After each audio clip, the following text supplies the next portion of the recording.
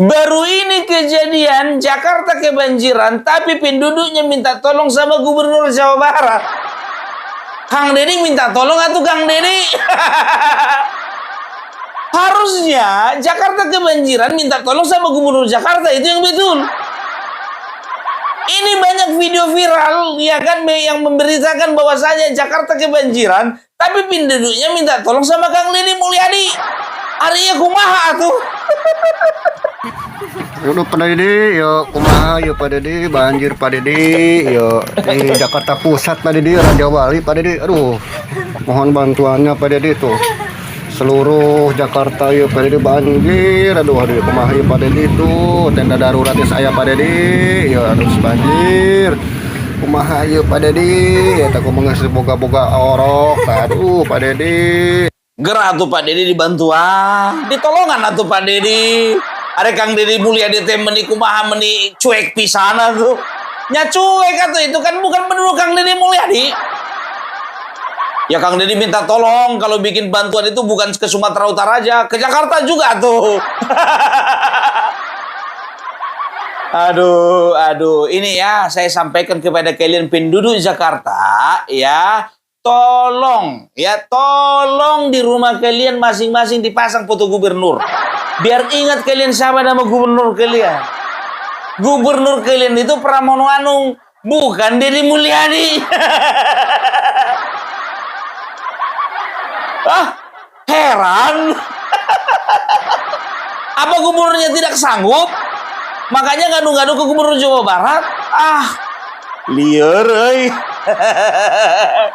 Jadi inilah yang membuat ya sebetulnya Bapak Joko Widodo memang menjadi pertimbangan yang sangat besar untuk memindahkan ibu kota negara, ibu kota pemerintahan itu ada di Kalimantan Timur, di IKN.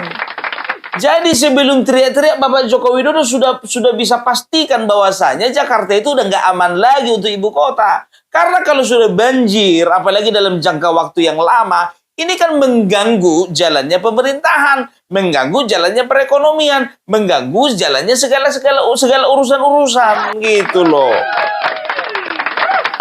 Yang lucunya lagi kemarin waktu kampanye DKI Jakarta, gubernur, ada salah seorang calon gubernur menyodorkan program pembangunan giant seawall atau tembok raksasa untuk salah satu solusi untuk mengatasi masalah banjir. Itu nggak terpilih. Yang lucunya lagi, ada salah satu calon wakil gubernur disodorkan program untuk membangun lebih banyak lagi bioskop. Terpilih. Terpilih. Makan tuh bioskop. Ya tapi memang untung aja sih gak terpilih yang satu itu, Pung. Kan ketahuan dia, Pung, selingkuh. Ya, kan ketahuannya baru sekarang. Kemarin kan belum. Ya, jadi jangan pernah kalian mengatakan bahwasanya pemerintah itu ya melakukan segala kebijakan, membangun fasilitas, ya. Setelah itu punya program itu hanya memikirkan diri sendiri, tapi tidak memikirkan bagaimana kelangsungan hidup rakyat, bangsa dan negara. Itu yang paling penting. Makanya dipindahkan IKN ke sana. Walaupun kemarin ya Pramono Anung diwawancari Akbar Faisal ya diketawa-ketawai itu IKN. Datang Akbar Faisal kan dibilangnya gimana itu IKN Pak sepila itu. Ya walaupun IKN ibu kota negara, ibu kota politik, tapi kan pusat keuangan ada di sini, di Jakarta. Pusat segala-segalanya perekonomian di Jakarta. Tepuk tangan dulu untuk Bapak Jokowi.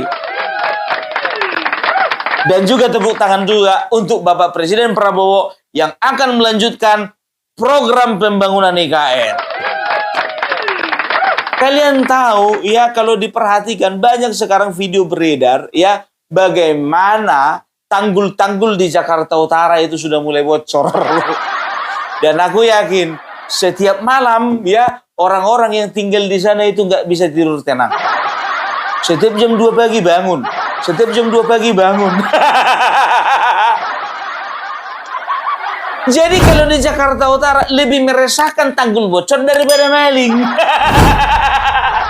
Karena apa? Maling pun takut untuk melakukan aksinya. Takutnya ketika mereka maling, jebol di tanggul.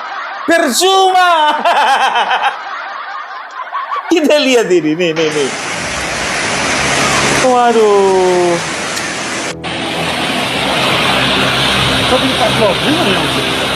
Ini nyakain. Dia memang gini. Apa-apa. Ngeri kan, ngeri. Enggak ketemu kok. Ngeri. Laut Jakarta jebol, muara baru. Oh.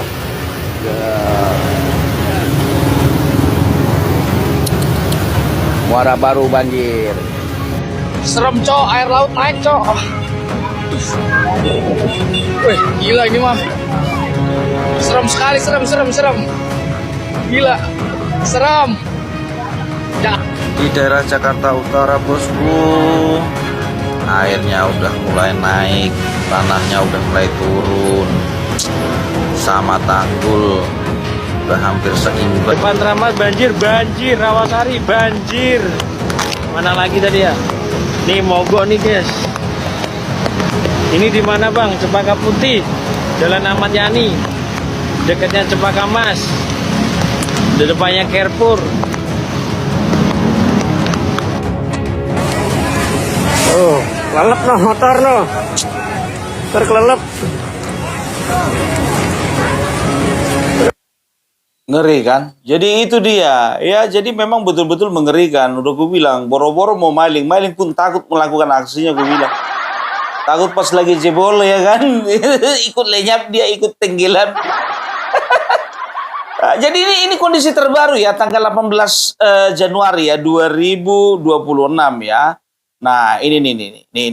Ya, ini banjir hari ini di Jakarta Selatan. Ada orang yang terjebak di dalam bus. Jadi tapi aku nggak tahu ya. Aku nggak tahu ini kejadian asli atau AI, nggak tahu juga. Kita lihat dulu. Jangan semua, jangan jatuh, jangan dorong. Pak sopir, busnya berhenti aja pak. Katanya kita lihat luar itu. Astaga, udah di atas rumput. Tenang, pegangan, ayo. Anak-anak, dapat. Mesin kayak mau mati. Pegangan, jangan lepas. Ini bahaya, Pak. Tenang, pegangan semua, jangan panik. Ya Allah, lihat keluar itu. Lihat pakai jendela. Busnya goyang lagi.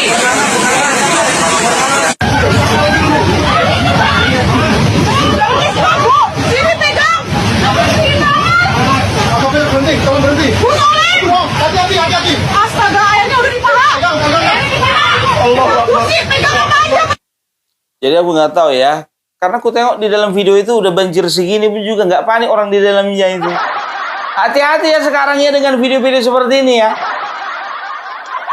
Tolong pastikan dulu, komentar dulu kalian, memang betulnya ini video ini atau tidak. Air sudah segini di dalam bus, tenang-tenang aja mereka. AI ini kadang-kadang canggih loh. Kadang-kadang kita nggak bisa tebak itu betul-betul atau bohong-bohongan. Aduh. Dah, ini. Ada biar tahu kalian ya, masyarakat lagi panik-paniknya banjir. Naik buaya ke darat. Lihat kalian. Apa nggak panik kayak gini ya? Aduh. Sorry, Mbak.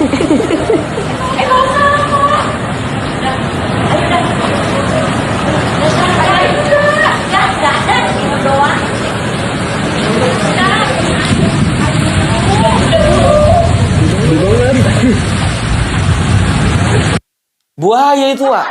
Bukan cicak itu, buaya itu. Aduh. Ini mana gubernur kemarin yang membangun banyak sekali sumur resapan ini? Tapi katanya air nggak boleh dialirkan ke laut, harus masuk ke bumi. Mana ini gubernur sumur resapan ini? Naik buaya, Wah. Itu masih satu ekor itu yang kelihatan itu. Kurasa lebih banyak lagi itu kalau di daerah Muara. Aduh, nah ini lagi nih ya. Ada yang mencegah banjir masuk ke dalam rumahnya pakai mentega. Pakai mentega biar tahu kalian. kita lihat ini, kita lihat. Idenya Pak Pidu nih, pakai mentega.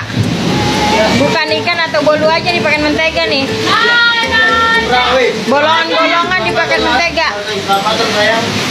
Alhamdulillah, nggak bocor lagi dia.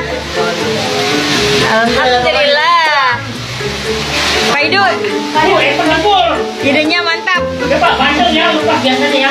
Sebentar dulu, kayak nggak masuk akal kan? Hah? Mentega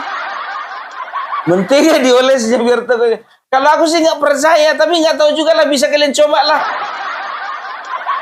Berarti kalau memang betul-betul ini, ya kan, bantuan pertama bagi korban bencana alam, apalagi banjir, itu diperbanyak mentega, bukan baju, bukan beras, bukan mie instan, mentega. Luar biasa, luar biasa. Dengarkan ini. Jakarta hari ini lumpuh karena kebanjiran di mana-mana. Wargi Jabar ya yang tinggal di Jakarta nggak boleh teriak-teriak, Pak Dedi, tolong Pak Dedi, gitu carana. Lain bagian anaknya, jadi tong gogorowokan Pak Dedi, muna yang gogorokan Pak Dedi, ayo gerak balik ke Jabar. Tadi kan. Di denge atuh warga Jabar nu kerja, nu gawe, nu damel di daerah Jakarta. Ngelapornya itu sama Pramono lain ku Kang Dedi. Itu mah suara netizen atuh. Aduh. Mana orang yang suka panggil hujan kulu macam itu. Tengok, apa macam kawan-kawan ini sudah turun. Sapa. Yuk orang betul-betul telur. Oh, kita mau kerja pun tak boleh. Tengok, semua lecak. Oh, baru pukul berapa sudah turun hujan. Oh, banyak telur. Lagi satu kawan-kawan dilepas loli ya. Lagi dia orang pergi kerja tak ada mandi menyala. Uncle tahu. Betul punya Uncle cakap, dia orang pergi kerja tak ada mandi. Basuh muka pun tak ada. Macam inilah. Tengok hujan turun. Dia orang punya pasal semua. Dilepas loli punya pasal. Kalau dilepas mesin okey, mandi. Dilepas loli punya pasal semua lah. Banyak teruk. Kalau kita lihat kondisinya kan sedih kita kan. Tapi kalau dengar backsoundnya ini. Siapa itu orang yang bilang kulu-kulu datang hujan itu? Jadi Jakarta sekarang lagi darurat ya. Jadi ya ada rencana Puparbela bulan 2 ke Jakarta ya. Nggak tahu juga ini jadi apa enggak ini.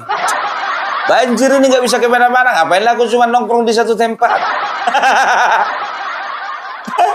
Aduh, nah dari pengalaman ini ya, ini sepertinya Pemprov Jakarta ini memang harus betul-betul memikirkan bagaimana caranya untuk menanggulangi banjir, bukan cuma mikirin bagaimana caranya merayakan tahun baru. Oke, tahun baru kemarin oke lah, udah oke lah, ya kan? Nih banjir nih, Wak, banjir.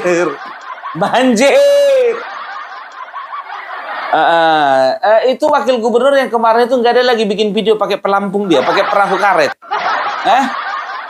Bapak gubernurnya coba diperiksa dulu ya, mana tahu ada helikopter keliling-keliling di atas Jakarta, mana tahu itu Bapak gubernur. Aduh, kita doakan ya supaya teman-teman yang ada di Jakarta boleh dikuatkan dan juga boleh diberikan ketabahan di dalam menghadapi banjir tersebut. Ya kita juga gak senang ya, karena memang yang namanya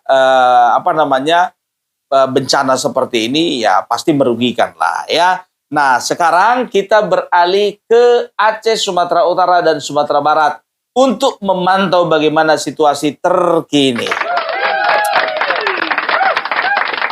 Ya, jadi kalian tahu ya bahwasanya kalau korban bencana alam itu paling dibutuhkan itu adalah kebutuhan logistik seperti beras, mie instan kayak itu, lauk pauk, setelah itu ada juga air bersih, ya. Dan tidak terkecuali adalah pakaian. Tapi ya yang paling lucu ya, kebanyakan yang menyumbangkan pakaian itu wanita. Makanya di Aceh, Sumatera Utara banyak video beredar di mana para pengungsi laki-laki memakai pakaian wanita karena nggak ada yang menyumbangkan pakaian laki-laki. Kita lihat. Ini bukan ngejek kami pakai baju. Tapi ini cuma untuk menahan kedinginan. Terima kasih kepada donatur yang telah membantu kami. Ini bukan ngejek kami pakai baju. Tapi ini cuma untuk menahan kedinginan. Soalnya yang ada bantuan cuma baju perempuan sahaja. Terpaksalah kami pakai baju dasar untuk menahan kedinginan. Ini bukan ngejek ya saudaraku. Terima kasih pada saudaraku semua yang telah membantu kami yang kena musibah banjir. Semoga kalian yang telah membantu kami diberi berlipat ganda oleh Allah Subhanahu wa taala. Amin amin ya rabbal alamin. Alhamdulillah bantuan kamu terima. Tapi kebanyakan disebab dengan dasar untuk ragam hana terpaksa kamu pakai laju. Terima kasih kepada saudaraku yang telah membantu kami orang Aceh. Terima kasih. Enggak juga dibikin videonya dong, Bang.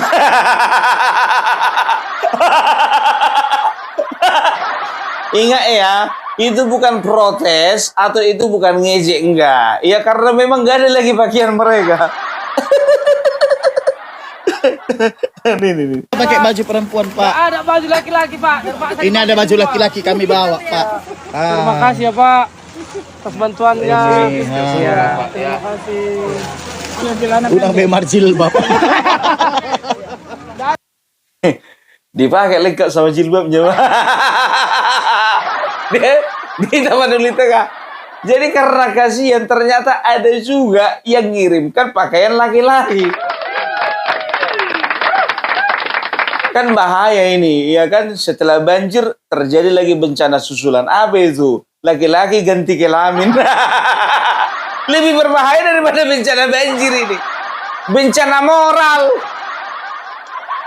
Makanya secepatnya ya, bagi teman-teman dan juga bagi pemerintah ya yang ingin mengirimkan pakaian diperhatikan ya, jumlahnya diusahakan proporsional.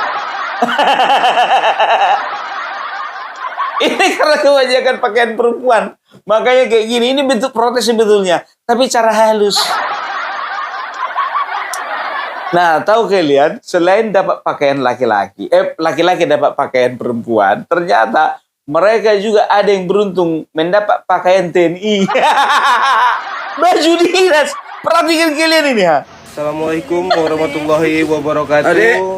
Terima kasih kepada Bapak Bimo Santoso karena telah memberikan kami baju bantuan. Akhirnya Pak, semenjak banjir kami merasakan baju tentara, Pak. Jadi semoga cita-cita saya pun terkabul ya, Pak. Terima kasih kepada Bapak juga telah memberikan bantuan baju tentara kepada kami. Sekian, terima kasih. Wassalamualaikum warahmatullahi wabarakatuh. Dapat baju TNI dia. Tapi luar biasa ya, luar biasa ya. Mungkin di dalam keadaan darurat hanya itu baju yang bisa disumbangkan. Keren. Keren ya. Jadi di sini kita bisa lihat bahwasanya ya TNI bukan hanya menjaga kedaulatan bangsa dan negara, tapi mereka menjaga keamanan, keselamatan penduduknya dan juga menjaga marwah daripada laki-laki. Lebih bermartabat kan pakai baju TNI daripada pakai baju perempuan. Tengah ramai dalam perbincangan mengenai sejumlah pengungsi pria korban banjir bandang di Aceh dan Sumatera yang mengenakan pakaian wanita berupa daster dan mukena. Hal ini dikarenakan bantuan yang datang kebanyakan berupa pakaian wanita, sehingga mau nggak mau mereka para pria mengenakan pakaian tersebut karena pakaian ganti yang mereka miliki minim adanya dan agar tubuh tetap hangat saat malam hari. Tak hanya memakai untuk menutupi tubuh, mereka bahkan tak malu memakainya untuk aktivitas sehari-hari.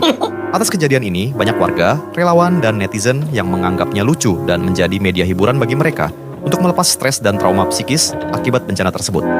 Dan semoga bantuan pakaian pria semakin banyak berdatangan agar pakaian mereka terlihat normal layaknya lelaki pada umumnya.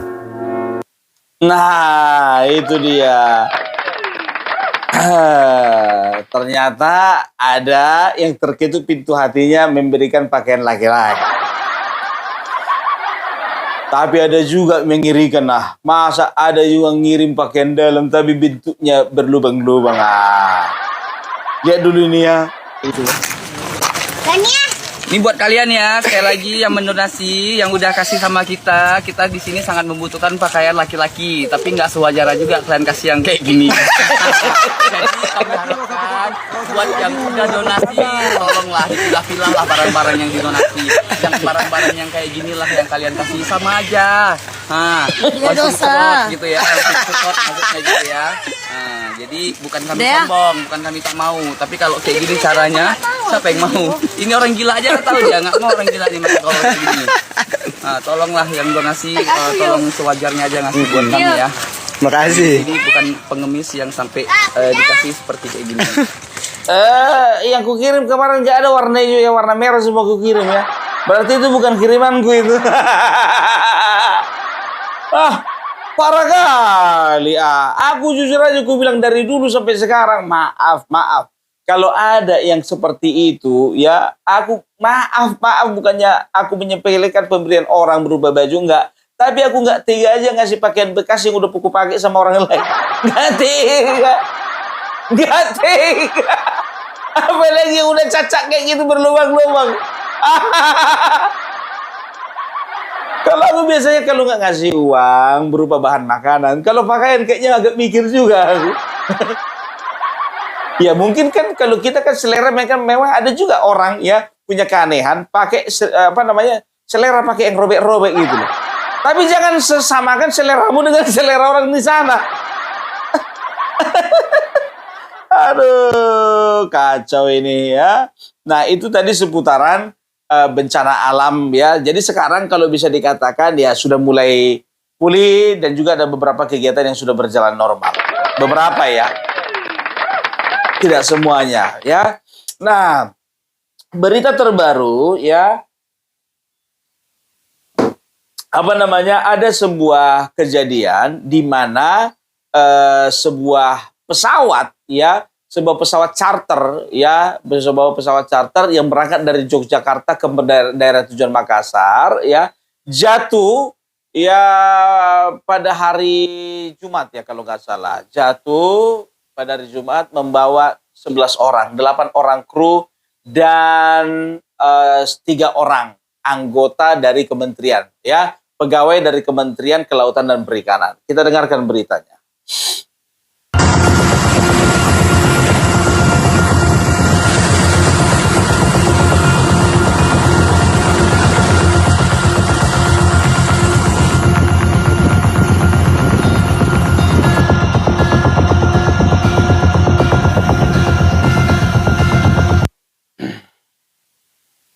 Inilah kronologi jatuhnya pesawat R400 Indonesia di puncak Bulu Saraung Pegunungan Leang-Leang Moros, Sulawesi. Pada Sabtu, 17 Januari tahun 2026. Pagi sampai dengan siang pesawat ATR400 milik Indonesia Air. Transport lepas landas dari Bandara Aji Sucipto, Yogyakarta menuju Bandara Sultan Hasanuddin Makassar dengan 11 orang di dalam pesawat 8 kru, 3 penumpang. Penerbangan berjalan normal. Pada jam 12:20 WITA, pesawat dijadwalkan mendarat di Makassar. Namun hingga waktu tersebut tidak tiba dan tidak tercatat mendarat di bandara alternatif. Setelah jam 12:20 WITA, petugas Air Traffic Control melakukan upaya komunikasi berulang dengan pilot. Dan di jam 13:17 WITA, kontak terakhir antara pilot dan ATC terjadi di wilayah Udara Moros Pangkep, sekitar kawasan Pegunungan Leang-Leang, Kabupaten Moros. Setelah itu, komunikasi terputus. Dan siang itu pula, Airnav Indonesia menetapkan status darurat. Dan siang sampai dengan sore, Basarnas Makassar mengerahkan tim SAR gabungan untuk pencarian di wilayah Moros dan sekitarnya. Pukul 17:04 WITA, lokasi pesawat serta kondisi kru dan penumpang belum diketahui. Operasi pencarian pun masih berlangsung. Tim SAR diterjunkan ke kawasan Gunung Bulu Saraung, Sulawesi Selatan, menyusul penemuan puing-puing yang diduga merupakan serpihan pesawat Ethier-Minded milik Indonesia Air Transport. Penemuan dilaporkan berada di puncak Bulu Saraung. Tim SAR dari BPBD Kabupaten Pangkep langsung bergerak menuju lokasi untuk memastikan temuan serpihan yang dilaporkan warga dan pendaki. BPBD Pangkep menerima laporan bahwa sejumlah pendaki merekam potongan serpihan pesawat yang terlihat terbakar. 6 personel langsung diterjunkan untuk pengecekan awal.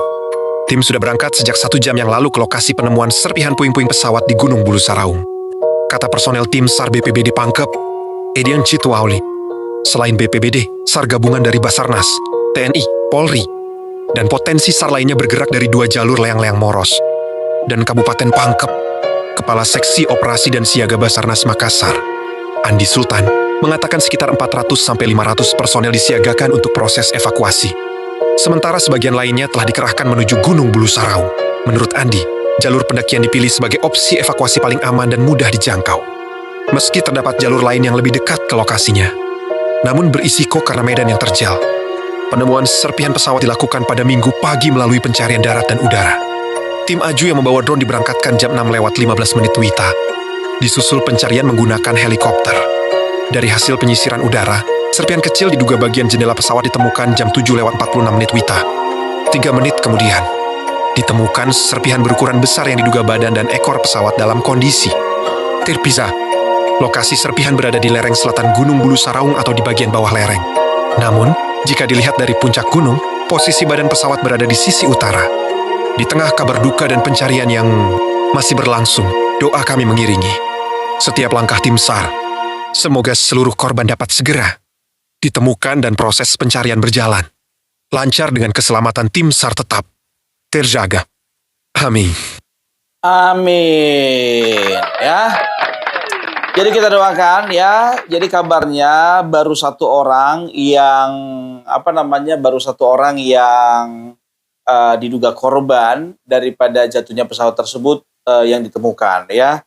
Jadi ini berkat bantuan dan gerak cepat dari Basarnas dan juga kerjasama dengan anggota TNI. Kita simak video berikut.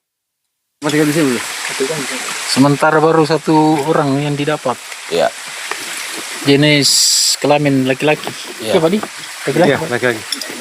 Jengkondan melaporkan baru 1 orang yang teridentifikasi di lereng-lereng gunung. Nih Jengkondan. Very good Bapak, luar biasa Pak, luar biasa ya. Dan juga dengan Basarnas mereka itu mengumpulkan personil mereka untuk terjun ke lapangan untuk mengumpulkan sisa-sisa atau puing-puing dan apa yang bisa mereka dapatkan dari bangkai kapal tersebut, pesawat tersebut ya. Nah ini ada momen pendaki gunung ya, kebetulan ada pendaki gunung ya, lagi mendaki pada hari Sabtu ya, ternyata bukan hari Jumat, minta maaf, pada hari Sabtu dilihat ada pesawat jatuh, mereka langsung menuju ke tempat kejadian. Kita lihat. Gimana kejadian di Bulu Saraung? Aduh, sangat kacau. Aku tak bangka. Kamu tak bangka? Apa yang terjadi? Pesawat menabrak Bulu Saraung. Ini buktinya. Ini kesini kita.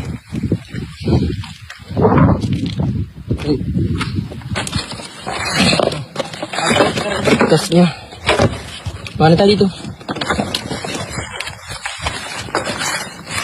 Nggak ditahu ini bilang pesawat apa. Ini Gabang Indonesia Air.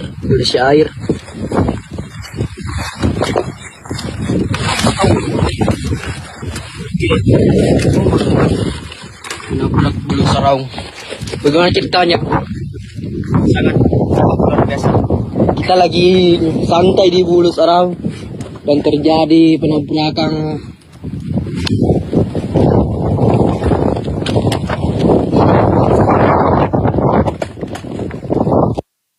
Ya, jadi itu dari video amatir salah seorang pendaki gunung yang ada di tempat kejadian ketika kecelakaan itu terjadi ya. Jadi kita doakan supaya